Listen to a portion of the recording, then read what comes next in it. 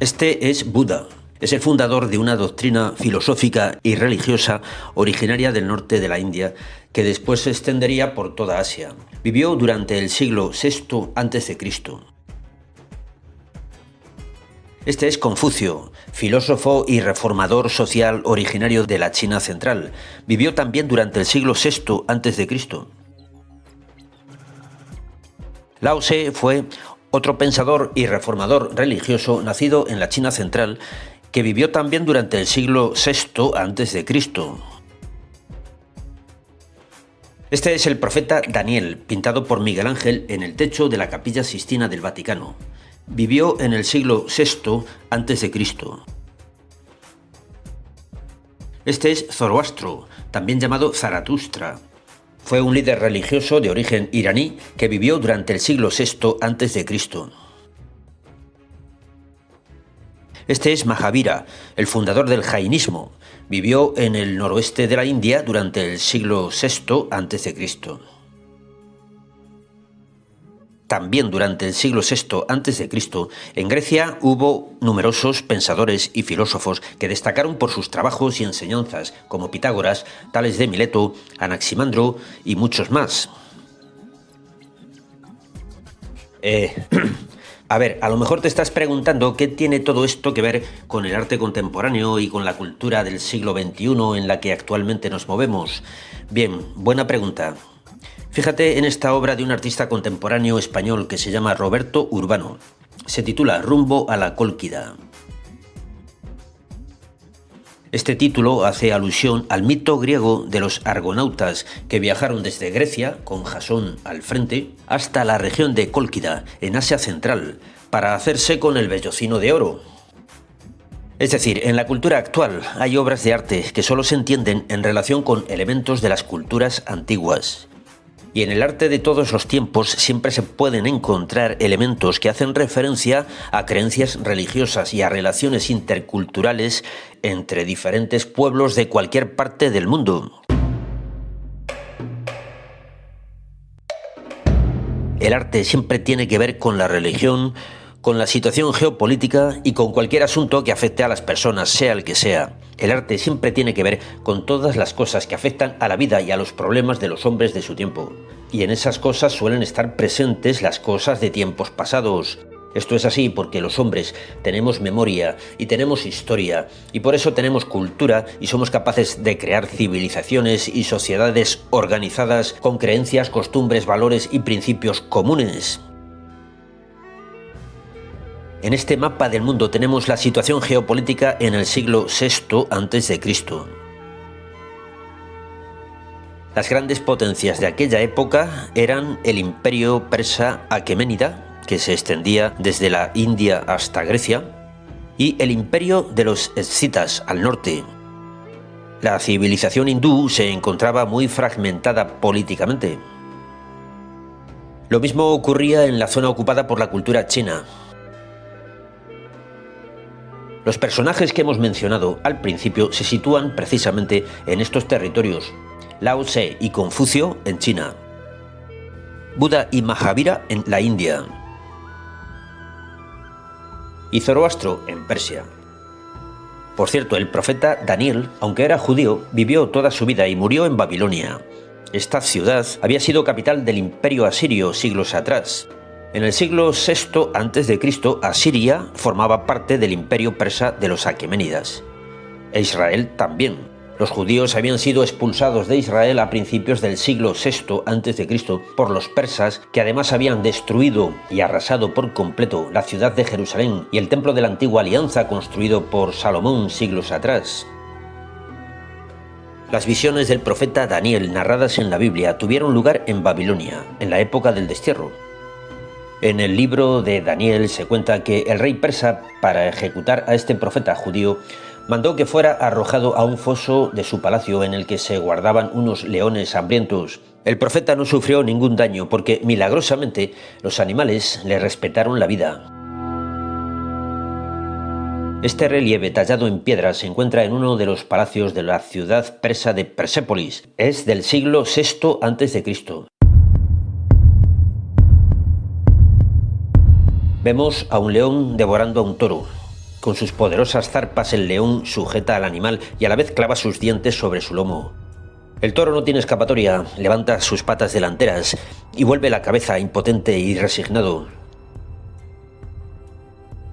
Este relieve también es del siglo VI a.C. Pertenece al tesoro de Sifnios, en el santuario de Delfos. El arte griego en aquella época estaba saliendo del periodo arcaico y comenzaba a evolucionar hacia su periodo clásico que se desarrollaría en los siglos siguientes. Podemos ver en el centro la figura de un león atacando y despedazando a un guerrero. Esta figura recuerda bastante a la que hemos visto anteriormente. Esta fabulosa pieza es un pectoral de oro que perteneció a algún jefe de alguna de las numerosas tribus seminómadas que se repartían por los dominios del imperio escita en Asia Central. Podemos ver de nuevo la representación de leones devorando a otros animales como caballos o jabalíes. Aquí lo puedes ver mejor. En la parte superior podemos ver a dos hombres sosteniendo lo que parece ser la piel de un animal. En este detalle se aprecia mejor.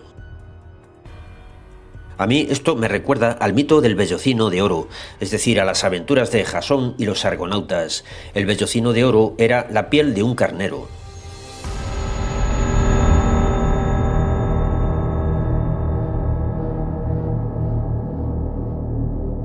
Esto es la empuñadura de oro de una espada perteneciente a uno de los reyes de la dinastía Zhou. Es del siglo VI a.C.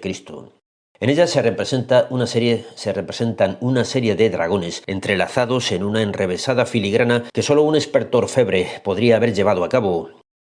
Por cierto, Jasón, el héroe griego que viajó a Cólquida para conseguir el vellocino de oro, tuvo que enfrentarse a un dragón que se encargaba de custodiarlo. En esta pieza de cerámica griega del siglo V a.C. vemos a Jasón escapando de las fauces del dragón que se lo había tragado.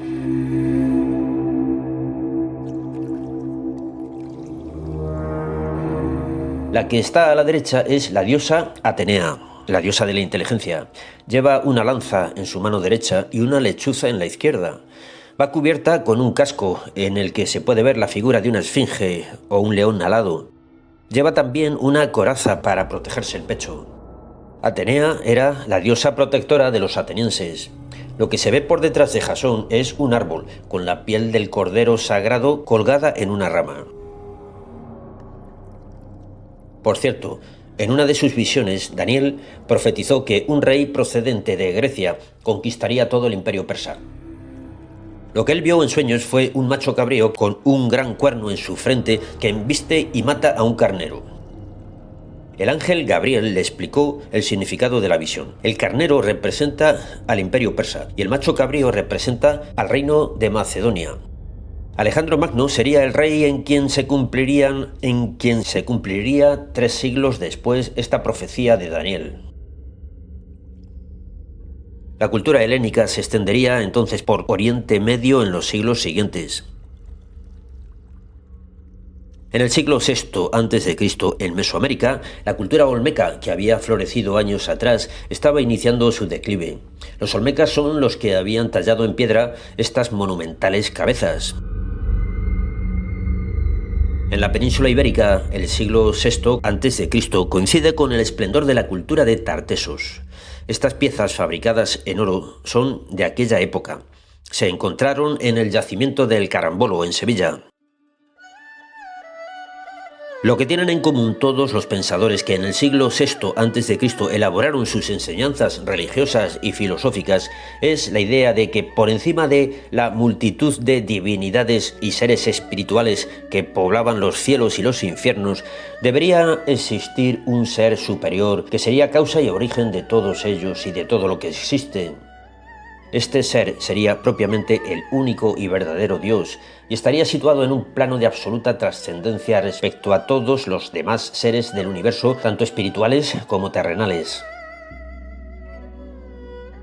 Los filósofos griegos elaboraron una idea de Dios a partir de ese concepto de ser subsistente y causa del ser del universo.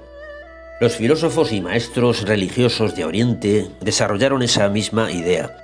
En el planteamiento de todos ellos se daba por supuesto que ese Dios, por su propia trascendencia, se desentendía de lo que pasaba en el mundo y no podía intervenir en la suerte de los hombres, salvo de un modo impersonal, estableciendo una especie de ley del karma o justicia automática que funcionaría por sí sola.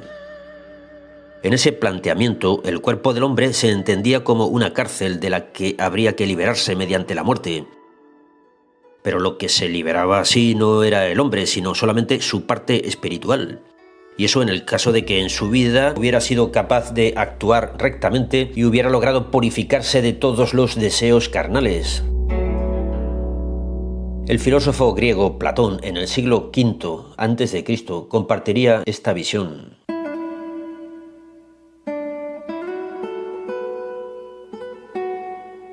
La religión judía no compartía este planteamiento. Los israelitas seguían pensando que el Dios único y trascendente se les había manifestado y les había elegido como pueblo para enseñarles la verdad acerca de él mismo.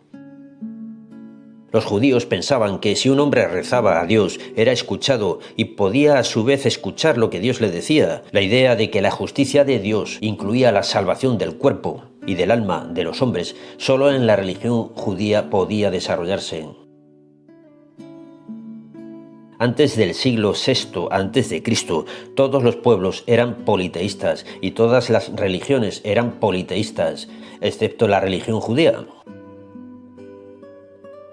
Después del siglo VI a.C., todas las religiones se hicieron espiritualistas, excepto la religión de los judíos. En fin, vamos a terminar. Volveremos el próximo domingo. Mientras tanto, puedes echar un vistazo a los vídeos antiguos que tienes en este canal. Hay muchos y muy variados. Y te recuerdo que sigue disponible el libro que publiqué el año pasado con una selección de los mejores vídeos de este canal. Se titula El arte que viene. Ahí abajo tienes un enlace para conseguirlo.